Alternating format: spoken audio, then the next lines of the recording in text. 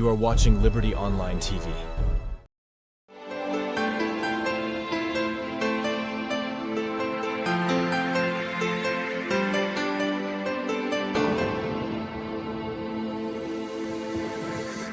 You are watching Liberty Breakfast Show on Liberty Online TV.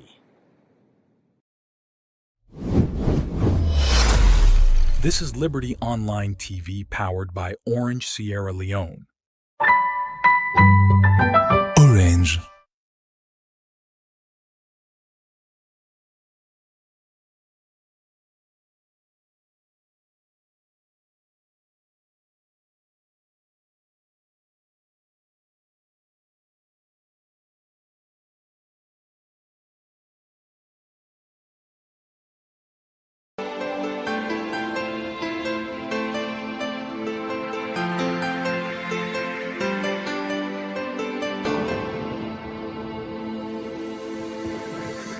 You are watching Liberty Breakfast Show on Liberty Online TV.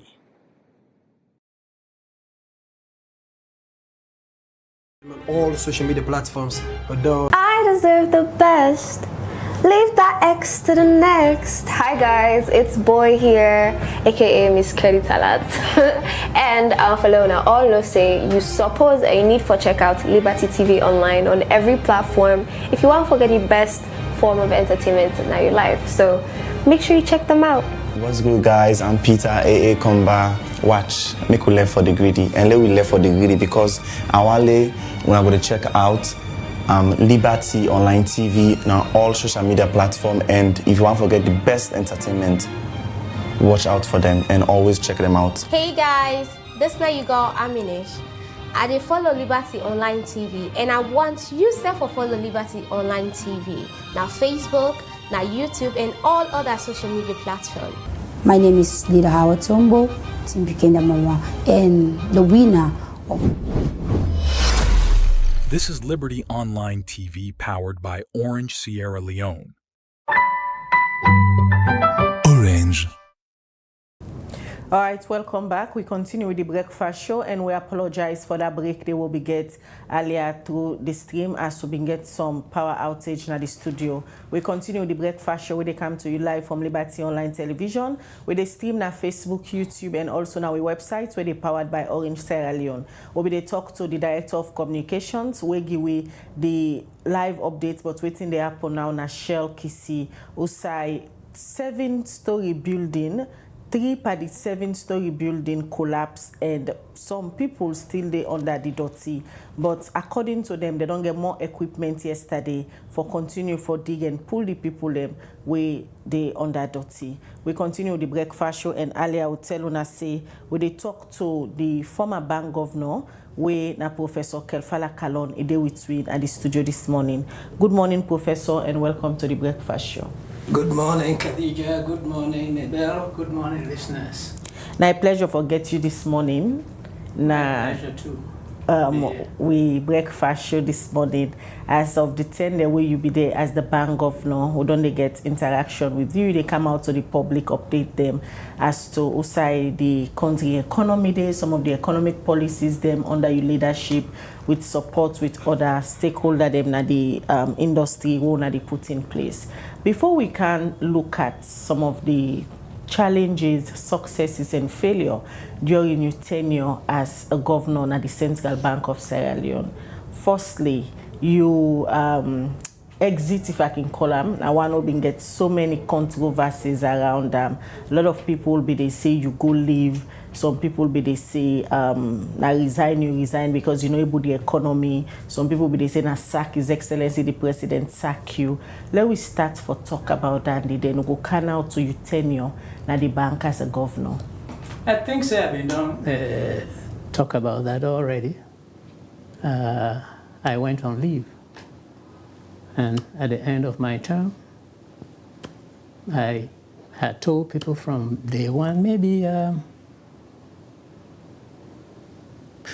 2023, early 2023, that they do only one term. In fact, where I've been accept the appointment, my plan was for be there 2 years. So that I took a leave of absence from the university so that I'll go back there after 2 years. Then COVID came, and I felt it would be irresponsible for me to leave the position and go back under those circumstances when I felt that there is much I could do. So when all of that was over,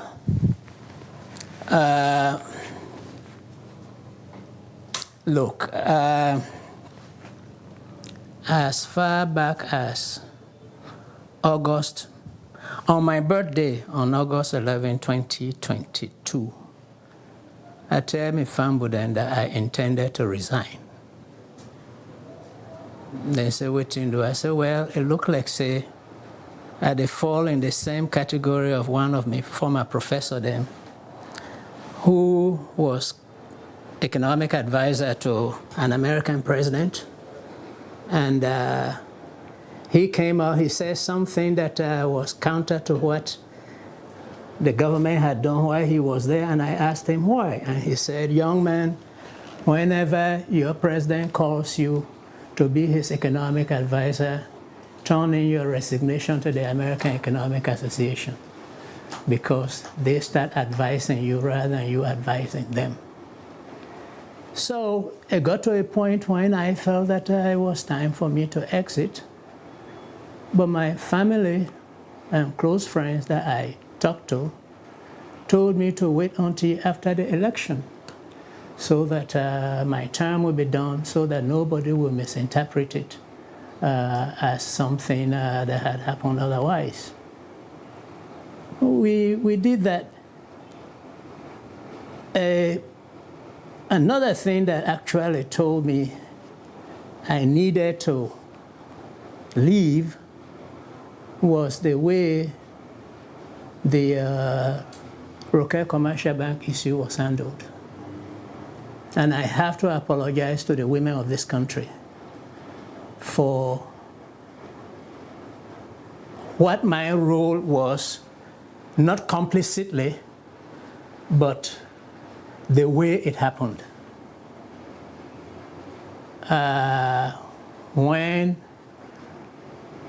I was, this issue was brought to my attention after I had gone to Bo to give a talk to the Bar Association on redenomination.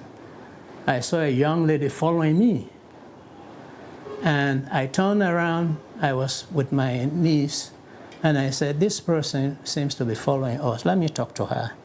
And she introduced herself as Mrs. Margaret Davis, and that she wanted to talk to me. Prior to that, she had sent me a text that she needed to discuss governance issues at the bank with me.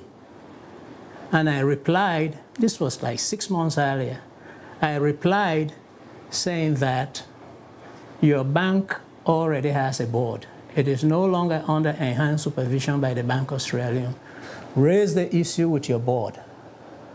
And if your board cannot handle it, or if you disagree with the way they handle it, then you come to us. And I have forgotten about that.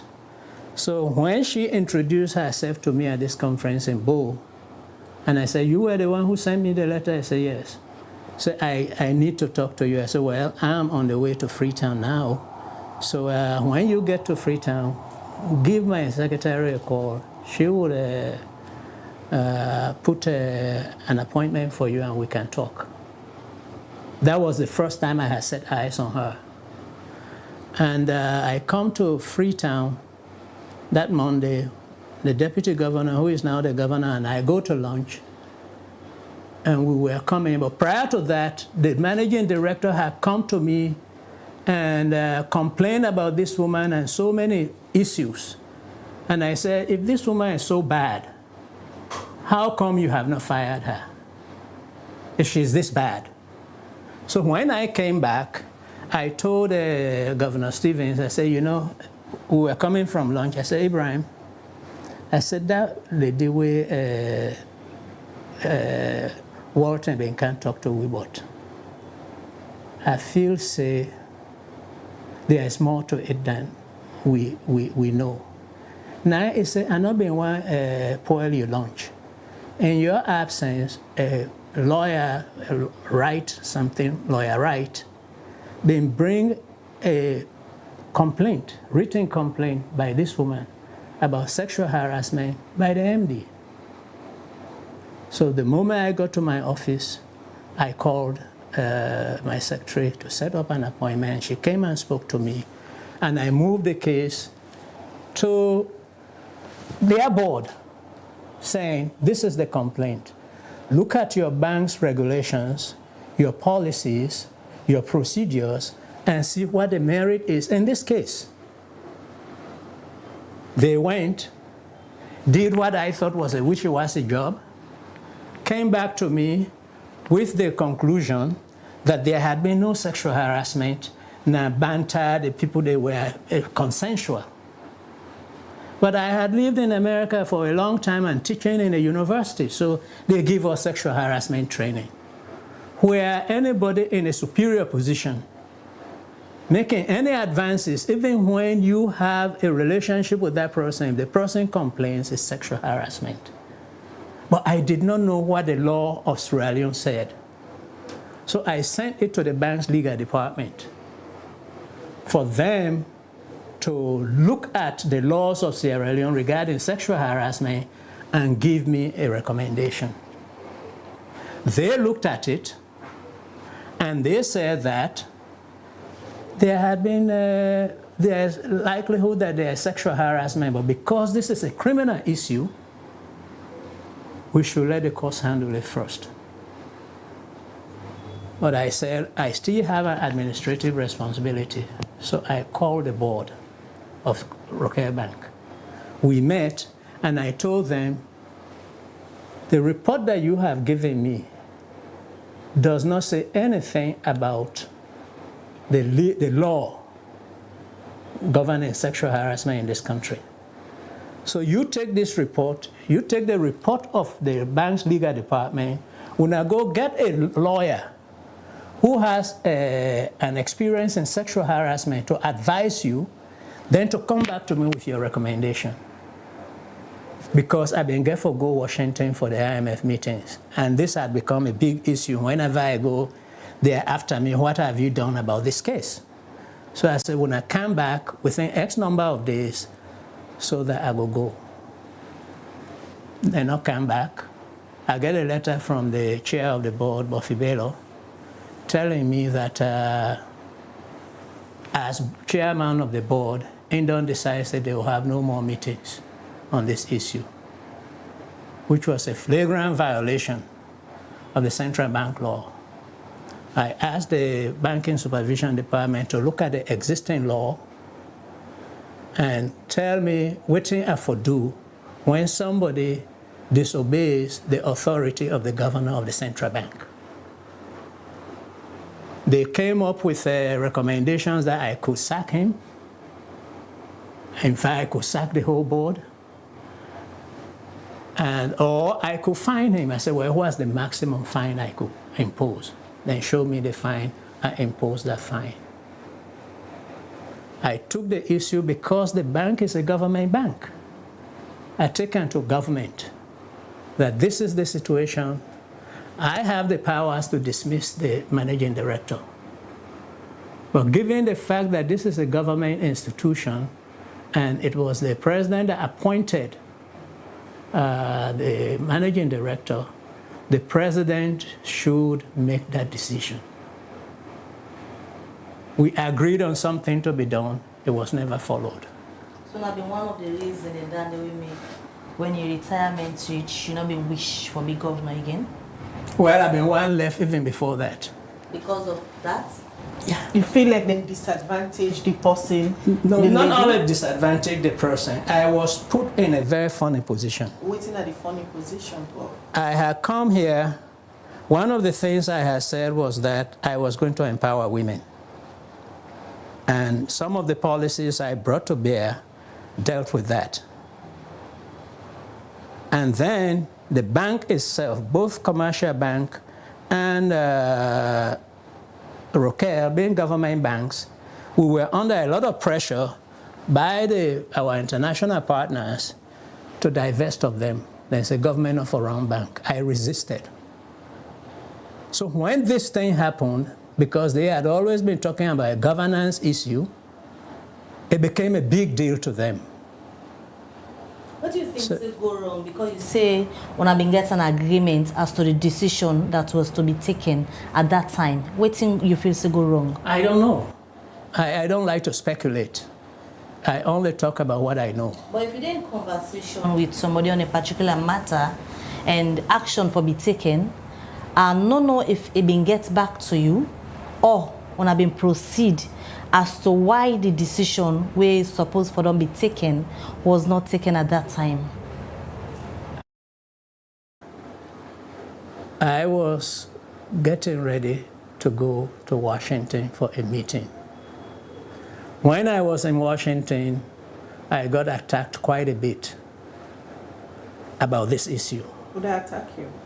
Our development partners in our meetings. So you've been reached that level? Oh yeah, I've been on them. Because if it reached to the level of attracting the attention of development partners, they even attack you na international. It was not like physical attack. I know, but then bring the issue up, yes. And the MD still in a Rokel Commercial Bank, serving as the MD with all the recommendation the way you be make the intended because you convince say it disadvantage the other party when are the victim, and the recommendation the way you be make to governments they not take them up for do what you be recommend, and some of the reason in this way make you tender resignation after you go, you leave, you retirement time they reach, you know, and for come back. So why you feel say it's so tough for take the decision the way you be recommend?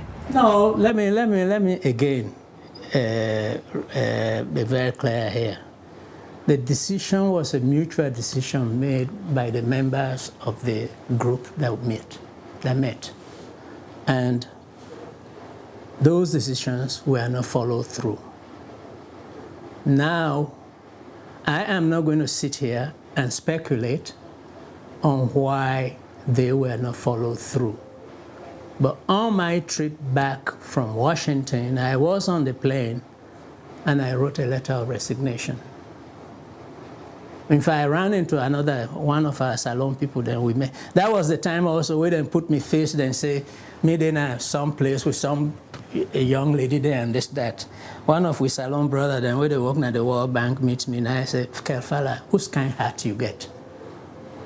You don't need this job, then they feature you all the time. So all of that told me it was time to go. And again, I consulted with relatives and friends. They say, wait until after the elections. It's good they make the clarification there this morning, because information or rumor within the public domain are that it reached to a time the presidency say you're not able the economy, you're not able to stabilize them. In a decision again where you take for the redenomination, now one day we can talk about, because now one of the things and we get backlash from the public, say now one of the wrong decision they will not be timely as of the time. Okay. But plenty people believe say now sack the president, sack you because you know able to stabilize the economy as of the time, and you make wrong policy them will affect the salon economy, not knowing that now you tender resignation. I not tender resignation. I said I decide for resign. And then I went on leave, waiting until after the elections. My time go down, then the president go decide whether he want to reappoint me or not. And if he call me for that discussion, then we'll have that discussion. So you were not reappointed after the leave? No. Or you just left after the leave? I cannot leave. I have, as governor, I have a statutory responsibility. That leave was so long, where people be the question, was it a normal leave or an immediate leave where they be send you on? Where they leave, I get about 2 months, some weeks leave a year. So I have quite a bit of leave time accumulated. So how the exit happen? The exit happened. My time done. I think 2 weeks or a month to my time for done. I sent a letter or a text to the secretary to the president, say my time they done. I want let meet, let prepare my exit. I did not get a reply. Up till now? No, my time done. The day my time for done, I go 98.1. I talk say, my time for done today.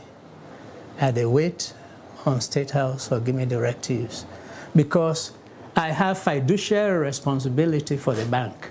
I'm not going to just grab go. It will be a violation of law. So when my time done, I go on radio hoping that at the end of the day, then go say, yeah, your time done, don't go. I know you're in nothing. I wait for 2 weeks. And we are coming to work between that. No, I was on leave. You've been still there. Yeah, I was on leave.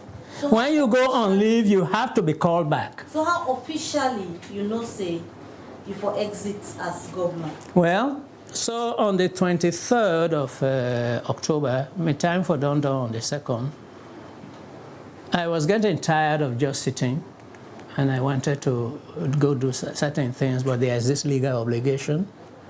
So I went to the vice president, and I said, look, my time done. I want a letter of non-reappointment so that I can move on. He said, okay, I will discuss it with the president. On October 27th, I got a letter confirming that my time done. That was the day I ended my service at the bank. So you've been getting the opportunity now for discuss the exit we want for discuss? No. Okay. As you time done, they appoint the person will be they deputize you when are now governor. Mm-hmm. That appointment day now based on your recommendation says now somebody this way don't understudy me or now somebody this way I don't work with. I think it competent for carry the man to outside me the left hand. No. All right, now we go back to the tell where you be there as we be there at the helm of affairs now the central bank. Mm-hmm. We all know how crucial the central bank will be the intending day. And the intending day way 2018 where His Excellency been take up the office, he say he meet a battered economy. The economy of Sierra Leone according to her it be really bad. And he bring in a team of experts then. You now be one of the team of experts that will be the control the country economy. First, now we start for look at who say you take the economy. Would they appoint you as bank governor? Well, when they appoint me as bank governor, inflation was like 18%. The exchange rate was relatively weak. But most of that inflation was domestically driven. So we have two types of inflation. We have core inflation, which is usually domestically driven by policy. Then we have inflation due to energy prices, food prices, and this that are very volatile and outside of the control of the policymakers. The initial inflation we will get was mostly domestically driven because the world not been done go into any cataclysm. And mostly inflation and exchange rate depreciation are caused by budget deficits by the government, the Ministry of Finance. So my first thing to try to reduce inflation at that time was to put pressure on the Ministry of Finance to reduce the deficit. We put certain rules in place and that worked, and inflation kept going down. I think by sometime in 2021 and that it had gone down to below 10%. But when it was revised on the new figures, it's about 11% for 2021. But going down. Then COVID happened in 2020. When COVID happened, and we saw the crisis that was taking place in even advanced countries, seeing people fighting for toilet paper in supermarkets in the United States and that. And realizing what a friend had told me once, he was a doctor in New Orleans when Katrina happened. They were cut off. Food cannot get to them, medicine cannot get to them. He said when they started running out of food and medicine, the patients turned on them. they thought they were the ones hoarding the food and medicine for themselves. So I asked myself, if supply lines are being closed, and it is possible that food, medicine, and that gas no go come here, what we call petrol here, no go dey here, there is a shortage, will the people of this country turn on us? And if they do, will there be state stability? At that point, and this is not my job. My job is to deal clearly just with the monetary sector. But government was not getting revenue. COVID increased government expenditures significantly. So the central bank was the only game in town. I decided to put in place credit facilities, which essentially said, if you're not a business person, you get food on a ship. We're destined for Freetown. You're able to show us the bill of lading, and you bill. We go give you a loan, low interest loan, but we're not going to give you directly, just in case you don't pay for the food. We pass on through your bank, and your bank not give you that money, they send it straight to your supplier, so that food go in this country. So thank goodness we never ran out of essential commodities during that time. As the economy, the global economy closed, production costs rose significantly. We're not a small open economy. With the import oil, with the import food, with the import everything, their prices started rising significantly. As their prices rose, as a small economy, and I said this over and over during the redenomination campaign, we country now like a small fly on a big ship on an ocean. The fly can jump all the way, the ship not notice them. But small bump on that ship, they dislocate the fly. Now that happened to we during COVID. All the costs, container prices, everything went up significantly. Well, even before COVID, you carry different strategy them. I remember back, you start a strategy for go after the boys them within the black market, for stabilize the exchange rates by then, because it really they go up, and then they not be cause for complaint. You go after the full man them na short streets, and also even the boys them now before your office under by then a post office, when I be get a lot of issues. All of that, many people believe say all of their strategy that they not work, you not be able the economy. Well, look, the economy, what we economists talk about is ceteris paribus. Institutions matter. The economists not get power. They rely on the institutions of the state for support the policies that they put in place. Yes, we try to get rid of this dollarization in this country. But one thing that I have learned about this country, I'm actually working on my memoir, and in a chapter that I call The Four Mortal Sins of Australia, and they all start with I.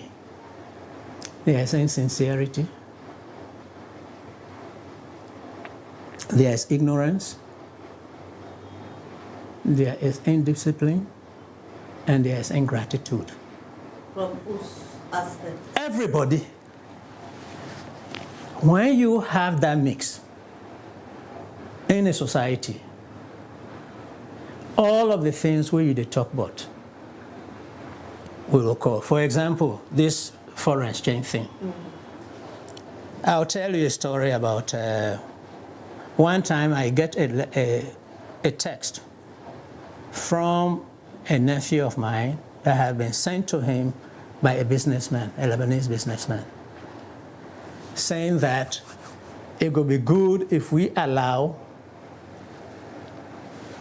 business people will get dollar accounts for the trade then dollar accounts among themselves.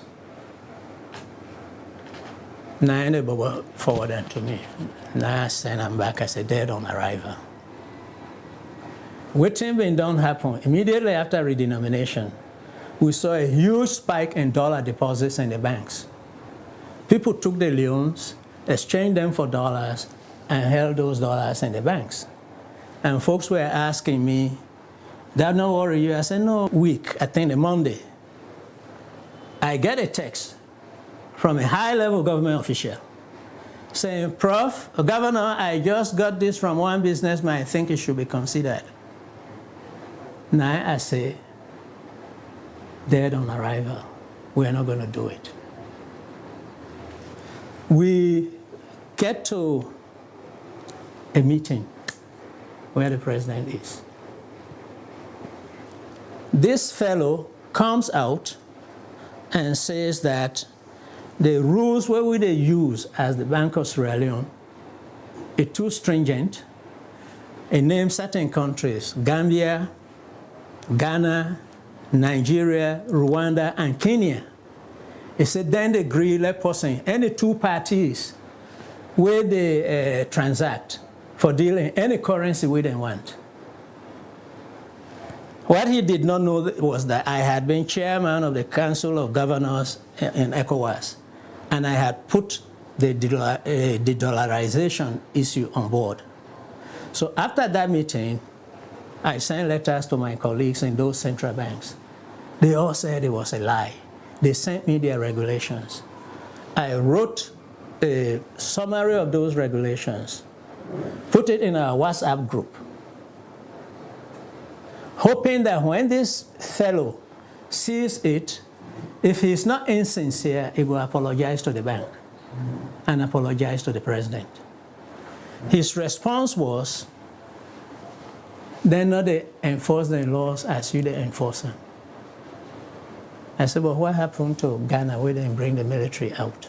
Well, from what you talk though, what they say is, because of insincerity within the society, any rules where you face scam, there are people who are likely to find ways around it so that it not go work. So now people undermine your policy, then we make the believe out there from the public now that all your policy them or most of them fail. Now people undermine you. But that's insincerity make your policy them fail. My policy they not fail. You believe they not fail, but it's not a matter of belief. Opinion out there now that your policy they fail. It is not a matter of belief. The data shows it. So we'll get to that. That's what one can to say during your tenure at the Bank of Sierra Leone, because if you go out there and you talk to people, even the last one before you leave, when I've been the redenomination, up till now, salon people, majority of them, you talk to them and not be appreciate that particular decision. Waiting you as the individual, maybe they make them decisions and they suggest policies them. Wait you go point at say, nothing way succeed under your tenure. First, redenomination. It succeed? Yes. How? Is it successful? Well, let me tell you. When I was going around explaining redenomination, when I've been getting all these experts that you created overnight to come on your shows, when the press was quite incredulous there, because I don't think that people understand that not to just you get a degree in economics that makes you a monetary economist and this, that, or a macroeconomist. We're bringing in all sort of Jack and Harry. They all talk, say, redenomination not go work. So well, please, let me tell you. First, I tell the nation, say, when you redenominate, because you don't take then zero then off. I talk about money illusion. People then go feel say their money more valuable. Then go talk price more now. It will put a brake on inflation eventually when it takes hold. I talk say, as it bring inflation down, the exchange rate will begin to stabilize. Okay? Look, when you are a central bank governor, and I said it even before I was confirmed, that I know they listen to noise. And they listen to what economic theory and evidence tells me. redenomination don't happen in a lot of countries, we saw the result. We are seeing the results here now. Inflation is going down. The exchange rate is stabilized. I tell the country that ship thing where I've been talking about. Much of our inflation was due to what I call global factors. Actually, in a way, when I not get things for project. For global factors. Whenever global inflation goes up, for a small country like Sierra Leone, our inflation rate also goes up magnified. Because with that small bump hit the ship, they fly and they dislocate. So whenever you see, here's a picture. Turn it to the camera. You go able, yeah. You go see the red line, na Salon inflation rate. The blue line, na global inflation. If you see them two, except for 2012, you see quite a bit of co-movement. Whenever global inflation rises, your inflation they rise. When global inflation falls, when inflation they fall. In 2022, global inflation shot up. But again, now the magnification effect. Although global inflation shot up by this much, very little, we don't shoot up a whole lot because of the magnified impact. And now that global inflation is falling, our inflation rate they fall. Okay? When I looked at the data yesterday and I tried to project based on world global inflation projections, I don't know if this could be too small. Just let them go for so Yeah. Go to the red ones. Now the red ones really, that's from 2024 to 2029. The middle column, now global inflation projected for those years. The last column, now Salon inflation projected. That evidence shows us that even if you put Donald Duck, Americans, when they want anything, they say Donald Duck. You put it at the central bank. If nothing else not change, if the global economy not change at all, the inflation rate in this country by 2099 will fall to around 10%. So clearly, what I'm saying here is that people did not understand. Change is very difficult and scary. And it takes somebody who can say, I'm not going to do this job forever. I can't make a difference. And when that person comes, for let you succeed, you don't have to listen to noise. A lot of people believe, say, you na the theory be at the central bank, now more of classroom economics you be the talk about rather than the practical itself. Well, but the practical I don't show you. You know, I was telling somebody the other day, I said, you know, all this nonsense with them in the talk. It looked like, say, classroom economics don't beat that street economics. So, look, 2021, I don't tell when I waiting go happen, right? And it don't happen. And that's based on classroom economics. Look, people say theory. Theory not a common. If that apple not been for Newton, and not been for come up with the theory of gravity. Theory is just an explanation of what things that happen in the world. I don't study this economy for 35 years, empirically. We make at some point you be even describe Salon economy as patch. It is. Because, again, I give those 4 eyes. We are insincere. Because we are insincere, we are also ignorant. So the little people that we even know anything, they fool the ignorant ones for follow them. Third, we are ungrateful. Therefore, we feel everything should be done for us, and now we're right. And fourth, there is indiscipline. When you have all of that in a society, this is the argument I'm making in my book. Wait, please, let me finish. You get what I call the Gaga mentality.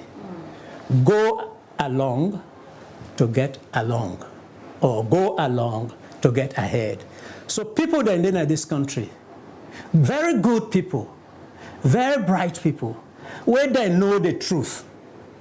But if the truth go make them party, they're uncomfortable, they're not going to talk. They will go with a lie because they want to get along. And that is our key problem. The part of people and expectation, where you describe perhaps a too high, then they expect say people for do everything for them. Now then right, it comes to the government policies them. Because when government they take up social contracts, then they make promises that manifest to them, then they blame say the current economy, you contribute for like a day, where make people are gonna market, things are so expensive, they're not able to provide for them. Government they don't describe, it's not ever able to stabilize the economy because the policies they wanna be done they make, then wrong. As it is now, you proud for say you left the economy stabilized as former governor. Given what we could have had when COVID came, if we not been intervene, if we not been do the things that we did, yes, I'm proud. Because we never know the counterfactual. You know something like then coins that we make. The public not get access to them. Well, they have not asked for it. They can't give money going to them. No, they have not asked for it. So we gave them available to the banks. If people go ask for it, they will get them. But that's not the major problem, the major question here. All the country then, where would they admire? Where would they look up to? Where would they go big to? They put individual responsibility first.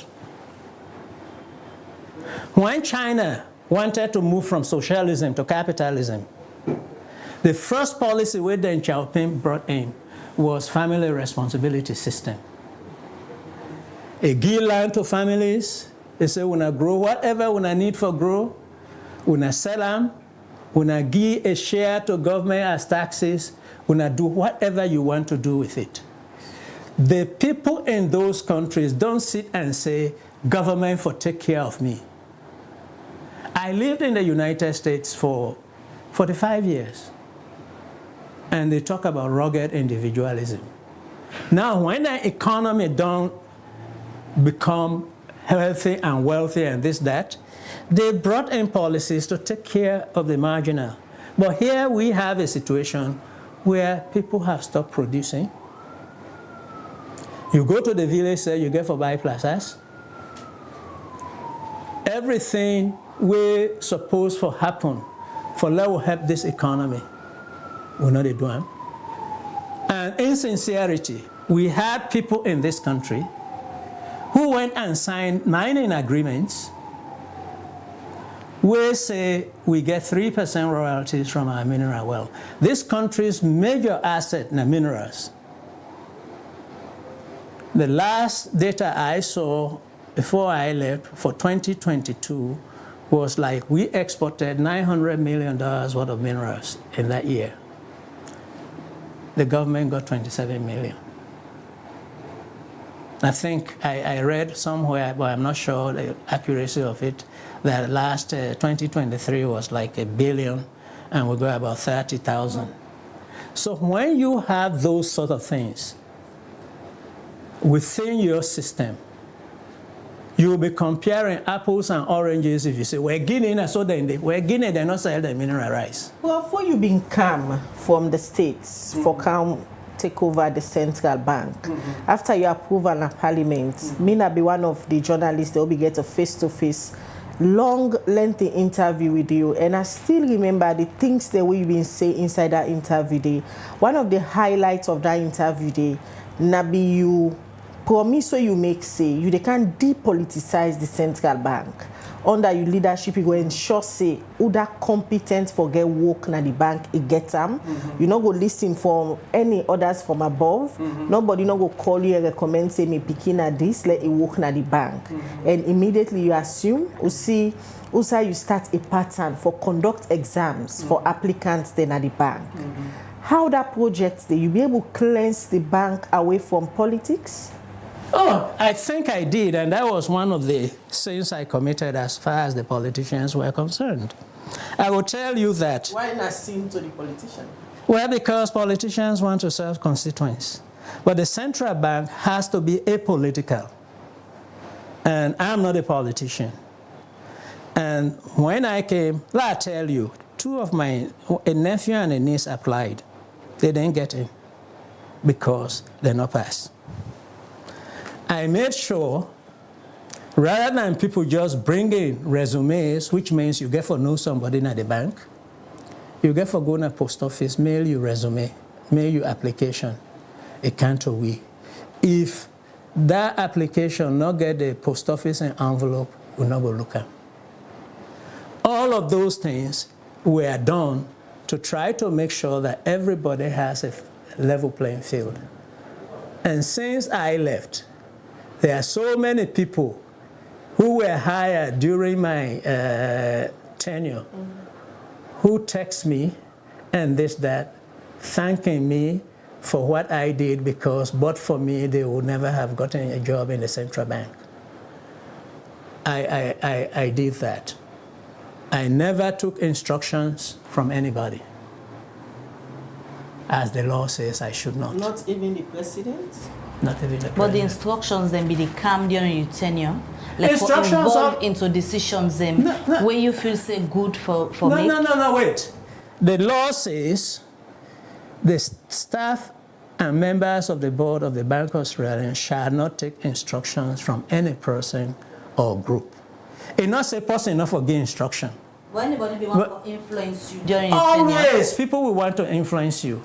Businessmen want to influence you. Your relatives want to influence you. How you overcome that influence day? Because during your tenure, issues of corruption be so much in the bank, bribery, people let me they make rumors, say people let me make attempts for bribe you, for ban your decision then. There was no bribe, nobody ever bribed me. Attempts. Look, let me tell you something. I have a friend, a Cameroonian American. He came to visit me during Christmas. When he came, I go pick her up in Moriton. Now I ask, I come on at the boat, we go into the car, and I say, hey, Kelfala, how come you are so secretive? I said, what do you mean? He said, I've been there, they wait for the boat. One Lebanese businessman asked me if I'm a salon person. I said, no, I'm a Cameroonian American. He asked if I come for business. Now I said, no, I can't meet me party, your former bank governor. Now I said, oh, Professor Kallon. He said, yeah. He said, that party, they say, you get beaucoup money in America. So where you can possibly not a bribe him. So my friend wanted to know where this money where I get in America dey. I said, boy, if I been get money in America, you been for no. You been for see me lifestyle. The point is, people in economics, we talk about self-interest. People are interested in taking care of themselves. The law not forbid somebody for cancer, help me picking. The law say me not for take instructions. The law say I should be apolitical. It is part of the description of the governor's position. And therefore, I never entertain meetings with any political party people during my tenure and all of that. So I think that you said there was corruption in the bank. There was no corruption during my tenure. Attempt of bribing you for certain favors or people like you want from the bank, then send them under your tenure, we know the media, don't the rights, all of them things that they, and how you able to overcome all of that? Well, my papa been once tell me, I tell where to go to America. They say, never forget that you have a name. I did not quite understand it until I had my own children. And I've been to tell me picking them that I'm not going to tell you waiting for do, waiting not for do. But whenever you are thinking about doing something, ask yourself, if this comes out, will it embarrass my dad? If in your own thinking, you decide that if you do this, if I know it will embarrass me, not doing it, because most things will come out. So before I come, I got my children together. I said, you remember the pact where I been get with Una? Never do anything to embarrass me, and I will never do anything to embarrass you. That pact still stands. I said, I go to a job in a country where people then go lie, then go this, then go that. But always know that your father will never embarrass you. So that was my guiding principle. And two, every day I got into the office, I sat down at my desk and said a short prayer. Allah, help me today to make the best decisions for the people of this country. Based on that, you principle day and then eyes them way so you don't identify as issues them na salon. How you go describe people within a decision-making position them na salon based on your experience you get with them? Again, as I said, there are some well-meaning people. We have an insincere population. But within that insincere population, I'm a statistician and as economist. We have the central limit theorem. You have a very small proportion with it on the top who have a lot of integrity. In any society, you have a very small proportion where you get no integrity. Most people are average. Again, what I had to tell you is that if you not get this Gaga mentality, we will have a good distribution of good people. There are people that when you talk to, go tell you, say, hey, you know, this country, yeah, so and so, they go on, we need to change it. Professor. But once they realize that if they take that difficult decision, they will lose their friends. They will lose maybe the opportunity. Especially in governance, because they're in a decision-making position. Not just in governance. Look, government gets its employees from the population. It's just a manifestation of the population. I had this discussion once when in the 80s, the World Bank was trying to empower NGOs. Then say governments in developing countries are corrupt, so we need NGOs. And the question I asked them was simply this. If government is corrupt and government gets its staff from the general population, where are you going to get the people who are going to man these NGOs? Are you going to bring them from heaven or Mars? If you are going to take them out of the same rotten pot, the chances are that they are going to exhibit the same. So the general level of insincerity in this country is what is causing this problem. There may be people who want to do the right thing, but they realize that you pay a high price for doing the right thing. Professor. So they go along to get along. Professor Kallon, you believe, say, you too blunt and honest we make the people of Sierra Leone be appreciate the work we do? No, the people of Sierra Leone appreciated the work I was doing. But a lot of people wait. make mistakes with the policies. Yeah, because they don't work right. No, now you policy they make the economy they say it is so now. Yes. Things are hard. Yes. Prices then they go up. Okay. But that's because they don't understand. I hope nobody thinks that I'm blaspheming here. I think it was Christ who said, forgive them, Father, for they know not what they do, right?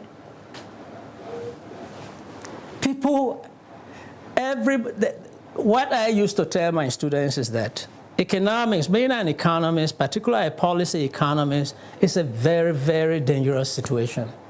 Because everybody feels, because they go on a treat, go buy akara and fry, in an economist.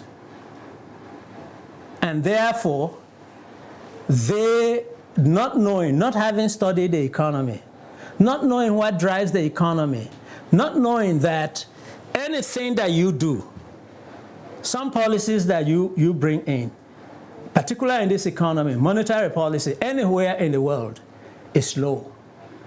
In the US, when the Federal Reserve says we change the interest rate today, it takes 18 to 24 months before the economy feels it. Before I became governor, when I did a study on this economy on that, when the Bank of Sierra Leone changes the policy rate, it takes 9 months before even the banks react. And it can take 3 to 4 years before you start seeing the effect. So people who don't know that will go about and say, oh, now this make the economy go this way. But that's not go past the fact that people in the institutions, the way they fail for do what they supposed for do, we make the, instead of the economy they appreciate, they depreciate on a daily basis. Because reach a point where we see you been go parliament, you even make mention, say they are reach a point where you been get for bribe, for let you bail the one the way they hoard the money for Pulam. Yes, a bribe. I knew this was going to come up. You know, people just need to go and look into the dictionary. A bribe is anything you give somebody to do what you want them to do. So you bribe. You bribe your children. You been give person anything? No, it was a currency exchange. We were running short of leones in the banks because there was this massive hoarding. We were losing a lot of foreign exchange by just trying to get as much money into the country as possible. And it takes up to 8 months before any currency where you order before it comes. And we knew that there was a huge amount of leones hoarded. So it was a currency swap, which is a legitimate central bank operation. Now the economist in me, when I teach my students this, I talk about bribery. I tell my students that when something is in short supply, consumers will bribe producers with higher prices for letting them produce them. When something is surplus, sellers will bribe consumers with lower prices. Look, we bribe our children. Well, one other thing where be happen during your tenure, now when money be the short in a bank. Yeah. And during the intending day, when you come out to the media, you say, on a bigger issues, you sign the print. You begin for use your own personal connection for let them print quick. Now some of the things then they way being be talk of the town during your tenure, say how come as a governor of the central bank you they see don't take people and they go for take their money in a bank, then they negotiate say we're not going to give you all, we'll give you half of waiting you can for. I went to the United States where the client wanted $10,000. I went to my bank. They said, we have to give us 4 days notice. This is normal banking procedure. But Salone, we just feel so entitled to everything that every little thing will create a problem. So now, when I go to the US, when I'm coming back, I go write a check for $2,000 and then give me. The next day I go for $2,000. The next day I go for $2,000 until I get the money where I want. Banks don't sit. Sometimes they don't get enough cash in their till. Then they forget them from somewhere else. But that's beside the point. We noticed when the central bank puts money out, in a normal situation, you get 60 or 80% of that money coming back into the banking system.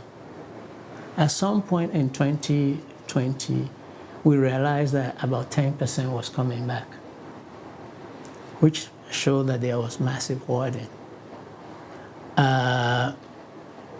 If people will go to their banks consistently and they know they get money, the money we don't want, then at some point there will be a run on the banks and the entire banking system will collapse. So of course, it was my responsibility to make sure that we deal with this. Initially, we brought in all the monies that were being held for us as the money can go. Then it got to a point I said, look, if people are hoarding Leones, they will prefer to have dollars.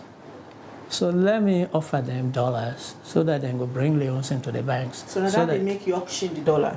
And not auction. Where you pump the dollar into the economy? Yeah, to the commercial bank so that they will sell them to their customers who get Leones, so that they will bring Leones into the system so that the system not collapse.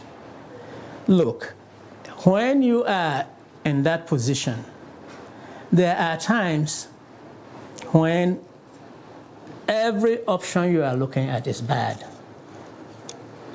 and you have to choose the lesser of the two evils.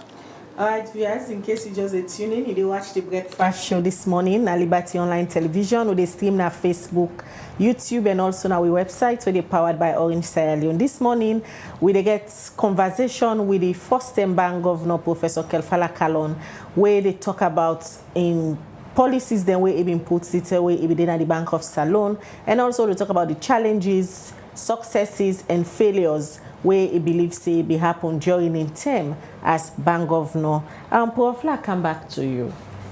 During your tenure as governor of the central bank, now during the time then the Sierra Leonean believe say the president will travel a lot, they spend a lot of taxpayers' money for go overseas, although in say they go for go rebrand the image of the country. But as one of economic advisors then by then, will you be then at the central bank, you be at any time try for advice, especially on the expenditure area of the government?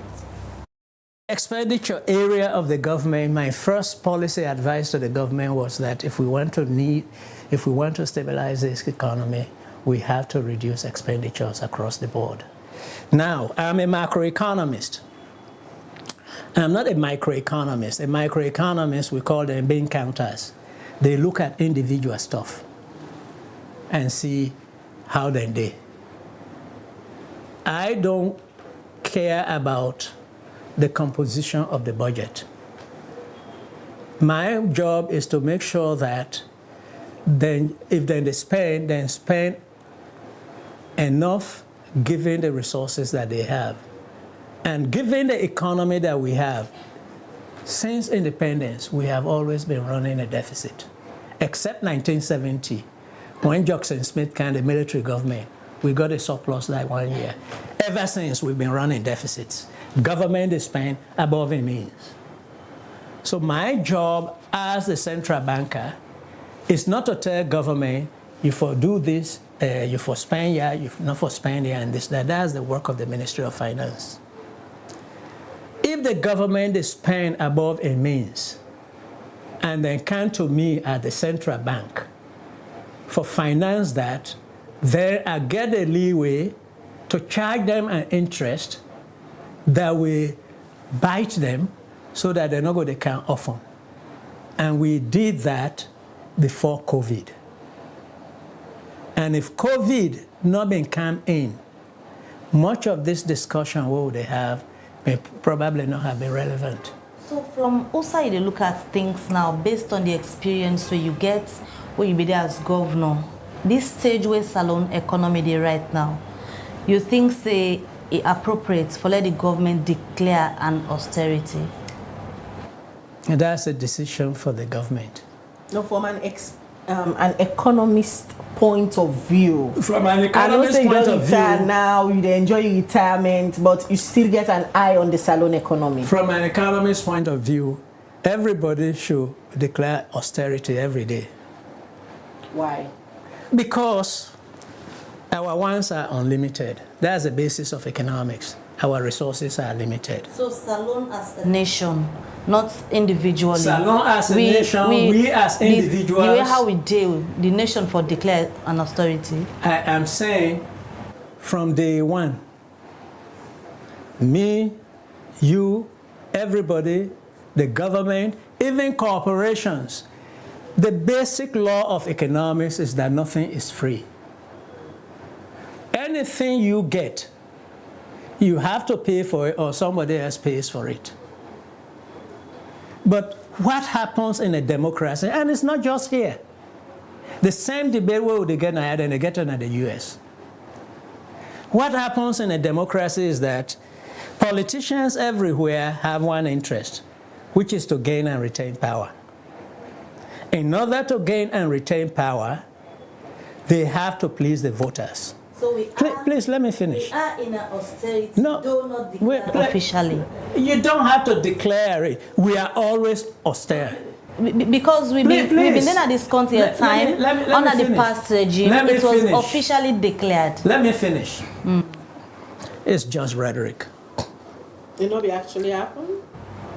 Look at the data. Let me just tell you this. Politicians want to gain and retain power. For gain and retain power, then therefore please the voters, the median voter. Because to a politician, it no matter whether he win by 100% of the vote or he win by only one vote, he get all the power. So when you have that situation, governments and democracies tend to spend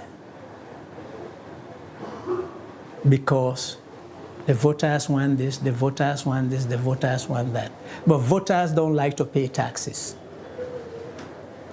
So the perennial problem of any democracy is budget deficits.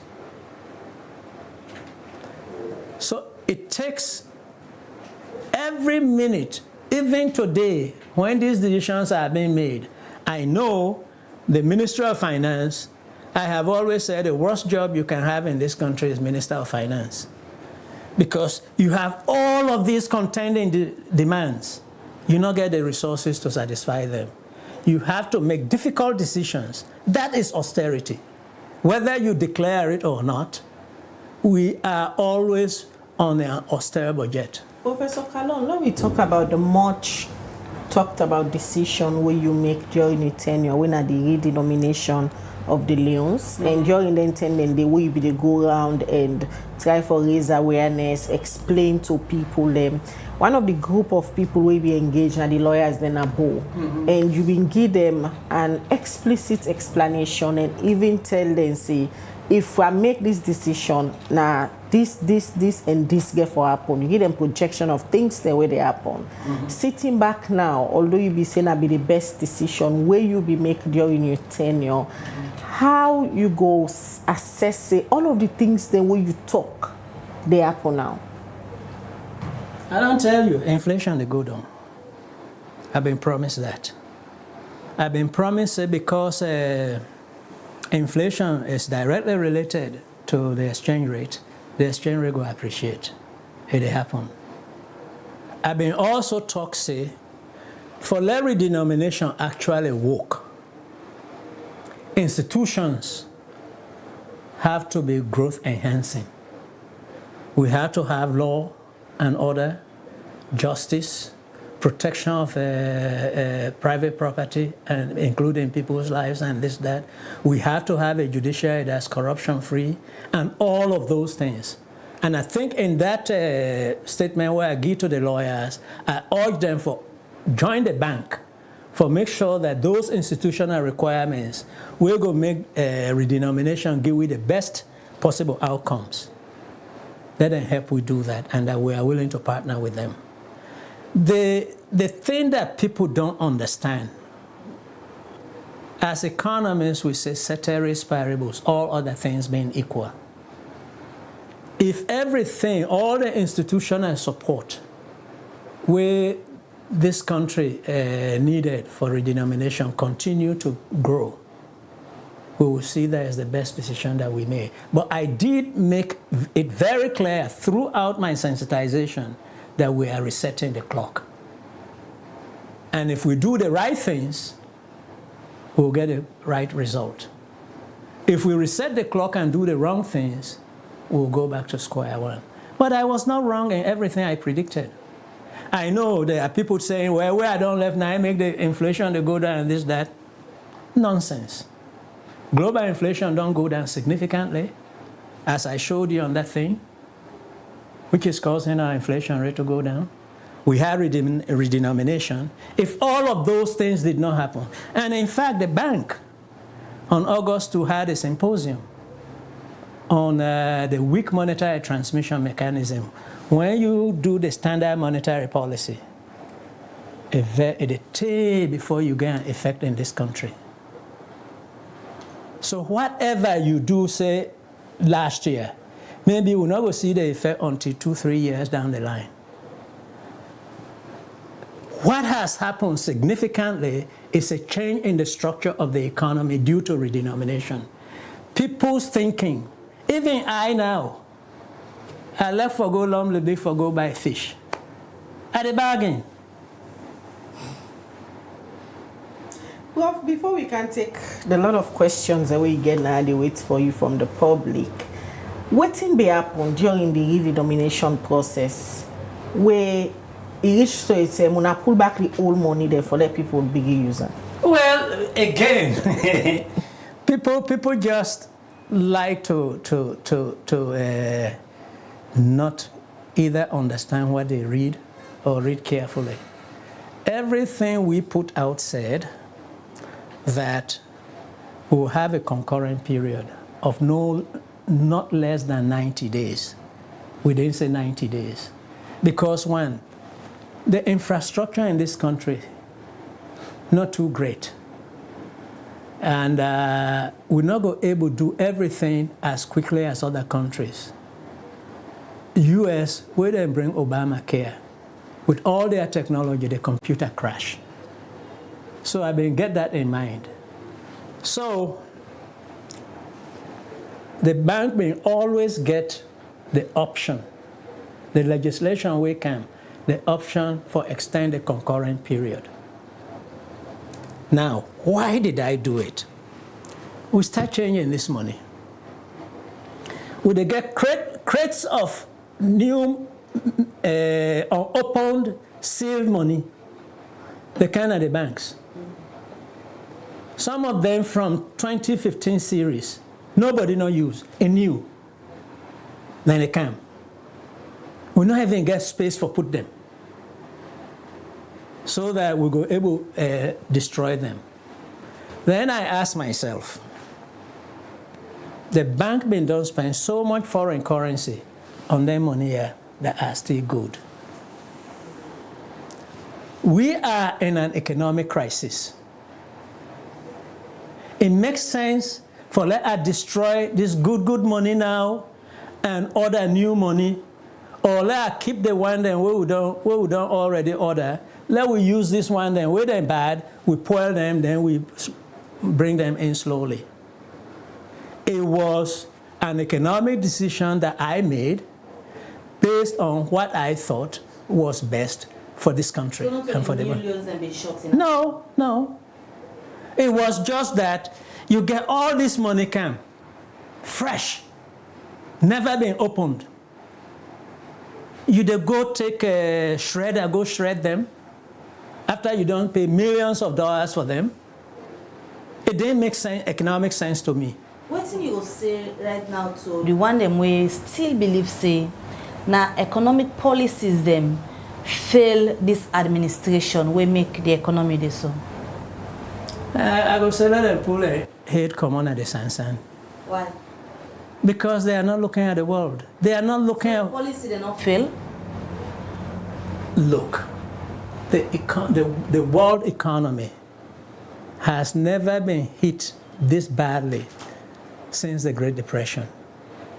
Salon now, that's why I say Salon, as an independent state, we have never had an economic crisis this serious. Some people will say during the war. During the war, the rest of the world opened their pocketbooks. They made the same money. ECOMOG been there and this, that the economy was fine. Some people will say Ebola. During Ebola, the rest of the world, no one will go kill them. They were bringing money in here to take care of the Ebola, which created resources. During COVID, all man closing border, a closing pocketbook. So in terms of the severity of the crisis, this is the most severe economic crisis where we don't ever face. Even places like America, the UK, and this, that, you are seeing the impact. The people are complaining. All right, Professor, we don't engage you for a very long time. Relax now, look at messages where people don't send for you this morning, and we'll go take the messages and come back to you, respond, we'll go wrap up with the breakfast show this morning. The first one they take now from Facebook, they come out from Randy Prince Charles. They say, please, Khadija, ask him what he meant when he used the term bribing the economy with $60 million at his time. Hence, I'm sure this was one of his speech that brought controversy, which led to some stagnation in his position as a governor. All right, to look at more messages, I read from the YouTube channel. And the very first one I will take from YouTube. Alusan Conte say, Prof, do you regret coming to serve as a governor to Sierra Leone? From your explanation, it seems as though your expectations was at variance with what you experienced during your service. For the Mustafa Touré on Facebook, they say inflation wasn't 54% before and after redenomination.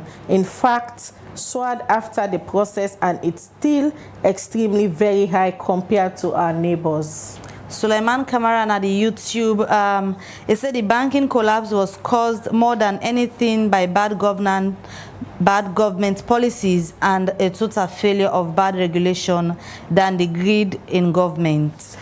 Mystic Dwazak, they say, Professor Kallon, many Sierra Leoneans celebrated your appointment at the central bank, just that the Leone is still depreciating while the dollar is appreciating. Abu Mansare at the YouTube channel, he said, Prof, I am not convinced. We could have been better off by now if you could have done justice to all, but you did not. What will you help us with anyway? All right, Saidu Hensberg Mansare, they say, Professor Kallon, I can feel your pains during your tenure. As you started well, the eyes mentioned are the major problem for Sierra Leone's growth. All right, we look at more messages we don't come in. This other one from Fode Mustafa Touré is say, but you said earlier that the newly printed currencies disappeared, and now you are saying something completely different. Usfriend Kamara on Facebook, they say, Professor, you have ever introduced a quantitative assaying approach during your tenure? Also, at what stage was the national switch banking technology when you left the central bank? Finally, what is the title of your book? All right, more messages I will take. There's 2 more messages. All right, let's just take a few. Yeah, this from. Deal with this, then we'll go to the others. All right, go ahead. Okay. What is the title? I'll start with the last one. What is the title of my memoirs? I'm actually calling it Unapologetically Different. So you are different? Yes. And without apology. And so also let me put you. No, that's not what I'm saying. I'm just different. Without apology. What are you different from every other person we work with? Not people we I work with. I was a governor. And one of my differences was I was an academic economist. And I looked at things differently. I was at a point in my career where I had wanted to retire anyway. And therefore, there was really nothing up in there we fooled me eye. So I came to serve the country. And which will go into 2 of the questions that came earlier. Do I have any regret? No. I think serving the bank was the best use of my life. I say that because when I was in the US, when I finished my degree, I was after money. In fact, before I started getting children, I've been change jobs every 4 or 5 years so that I can negotiate a new salary. so that I can take care of myself. When I accepted this job, I not even know what they pay me because my salary was not a key consideration. It was the realization that I needed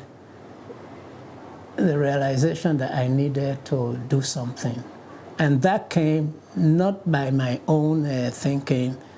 After the election 2018, I've been come for the election, I come for the runoff and this, that, and I've been lost too much time for my classes. So when I went back, one of my students, the last day of class, he said, "May I speak to you, sir?" And I said, "Yeah, come to my office." Then I said, "You teach us development." I said, "But even the textbook, what would they use?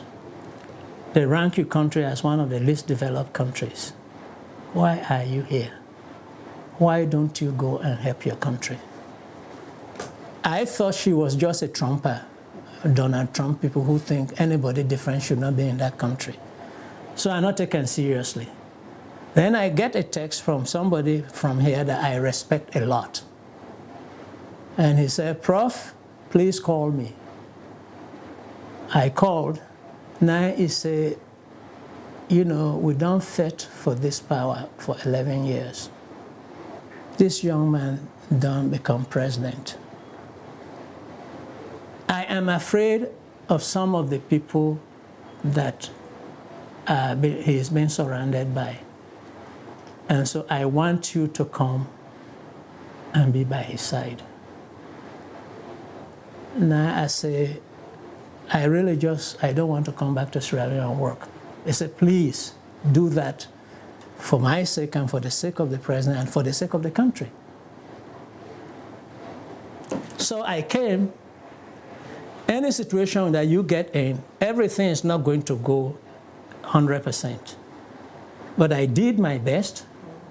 I believe that when economic historians, people who will understand economics, write about my governorship, they will conclude that I was one of the most consequential governors in the history of this country. Okay. I have no doubt about that. So there are no regrets.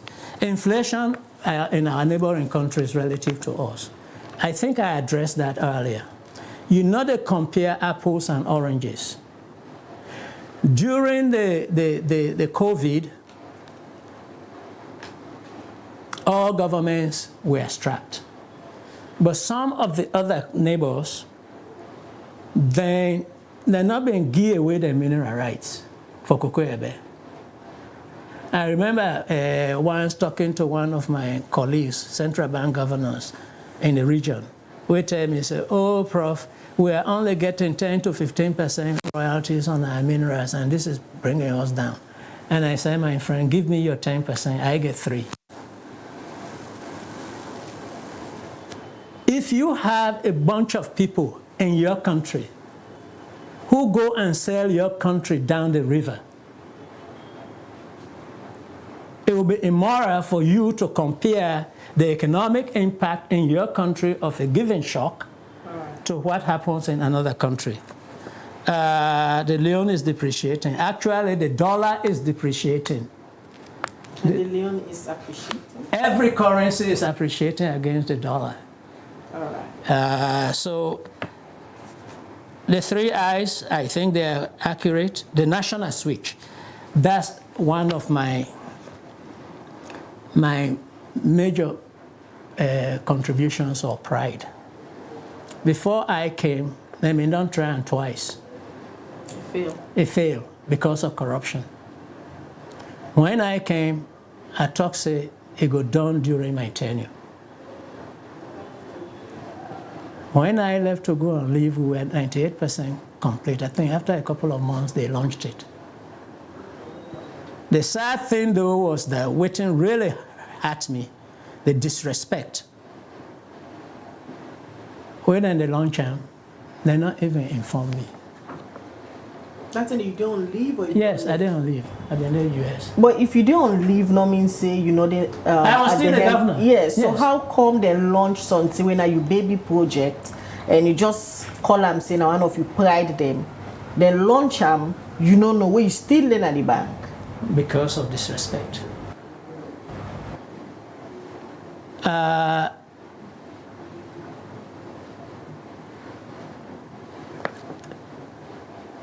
The governor now was deputy governor during those 2 tries when they failed.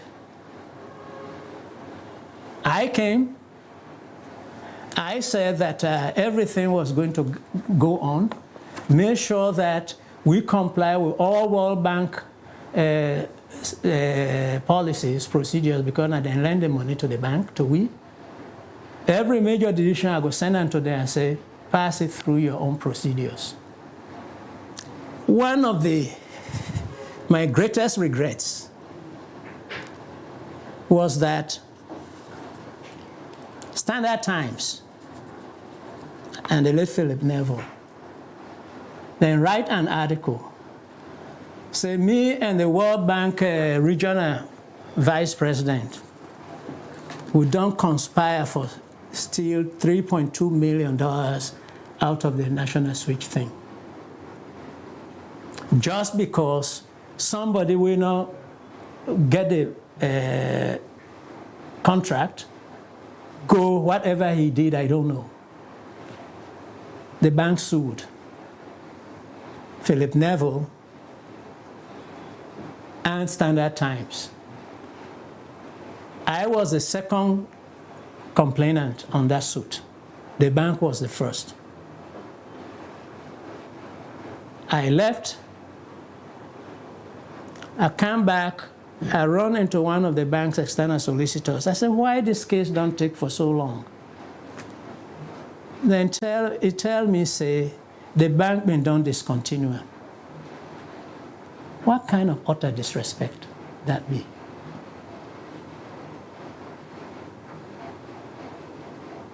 I am a complainant. They owed me the simple courtesy of saying, the bank won't drop in case you want drop your own. Because people try to say, well, Philip Neville done that. I said, no, that's why we sue Standard Times. And under the law, I had indemnity. So it was the bank's duty, even if they want drop their claim, for follow through with my own case. But that disrespect,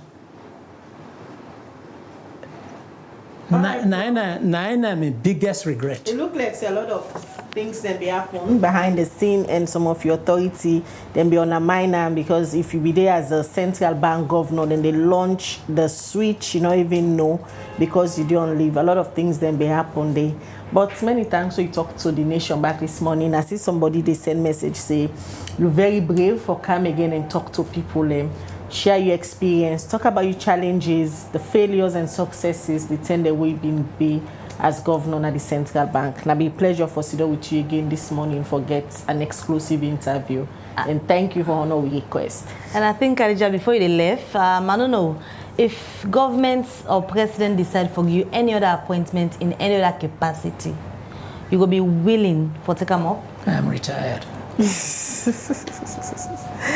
Hi, Professor Kallon. Enjoy your retirement. Thank you. All right, thank you very much, Professor Kallon. And also to now all we watch the show this morning, I should say we apologize. We're not able to take all our questions then because of time, because we go way beyond we normal time.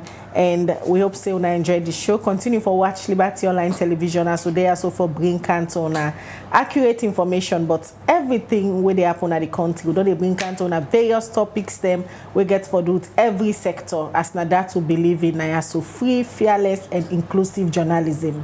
Mina Khadija Bangura, they say have a blessed day. All right, and Mabel Kabade say till we meet again. Have a good day and goodbye.